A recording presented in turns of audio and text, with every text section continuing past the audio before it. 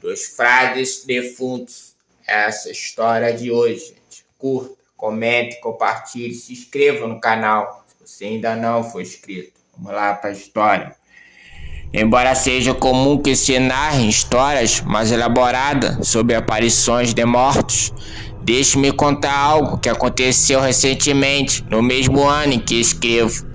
Na noite da vigília do nascimento de Nosso Senhor, quando se canta, significa Roger, um jovem noviço, permanecia no dormitório dos frades em Carolocum. Acordado, inquieto e incapaz de conciliar o sono, ao amanhecer, de repente ele viu que um frade idoso subiu os degraus do dormitório e em seguida em sua direção. Reconheceu-o como Achados, um antigo prior do mosteiro que havia morrido há alguns anos e que na verdade era seu próprio tio. O noviço era filho do irmão do prior Achados. O velho homem rumo diretamente a ele, sentando-se num barco que havia ao lado da cama.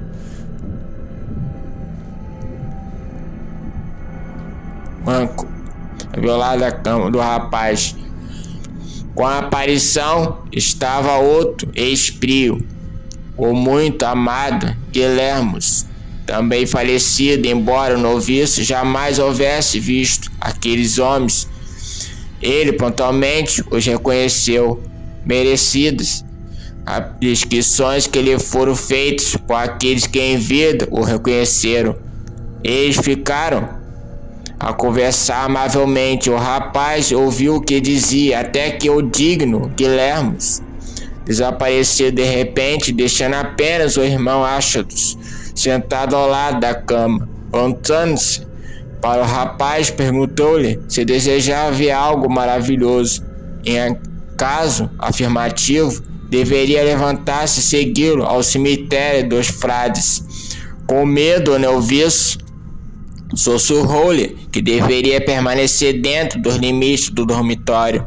Disse ademais que se alguém ouvisse saindo dali, provavelmente seria verdadeiramente espancado. O tio lhe disse que nada haveria a temer e que confiasse nele, pois podia até ver que nada aconteceria ao rapaz e que este sairia e retornaria do dormitório são e salvo. Tranquilizado, o jovem levantou-se, vestiu seu hábito e seguiu o tio. Percorreram o claustro principal da abadia, passaram pela enfermaria e atravessaram os portões abertos do cemitério. O rapaz notou que muitos assentos haviam sido colocados próximos um dos outros ao longo dos muros do cemitério, e nesses assentos estavam as formas fantasmagóricas de homens vestidos com hábito monástico, conforme narrou seu tio. Lhe dissera que um assento havia sido preparado para o sobrinho e que este deveria sentar-se imediatamente ao chegar. O tio também indicou que provavelmente seria demonstrado por conta daquela chegada tardia e que o próprio Achados seria provavelmente convocado pelos dignatários que presidiam a reunião. Com efeito, assim que o irmão Achados e o rapaz chegaram à assembleia e se sentaram, levou-se um clamor. Um dos monges que estavam sentados próximo a eles reclamou-lhes da chegada tardia. Imediatamente Achados se levantou e correu ao centro da assembleia. Lá penitenciou-se conforme o costume monástico. O rapaz humildemente permaneceu inquieto em seu lugar, conforme fora intuído. Como de costume, existe uma plataforma de pedra elevada no meio do cemitério, encimada por uma plataforma suficientemente ampla para abrigar uma boa quantidade de tochas e lanternas, que cuida de iluminar aquele sagrado ambiente. Como evidência da fé que ali pendura, Há também um lance de escadas que levam um estrado amplo o suficiente para acomodar 2 ou 3 homens sentados um em pé.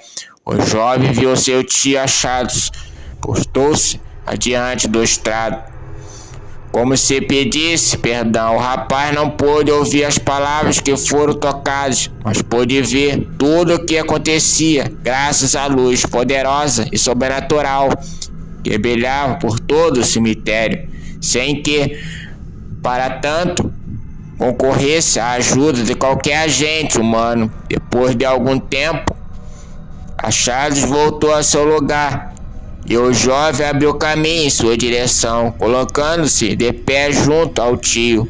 Pouco tempo, toda a assembleia se levantou para sair, mas não pela entrada pela qual ele, o tio, havia chegado, senão por outro portão, situado no outro lado do cemitério.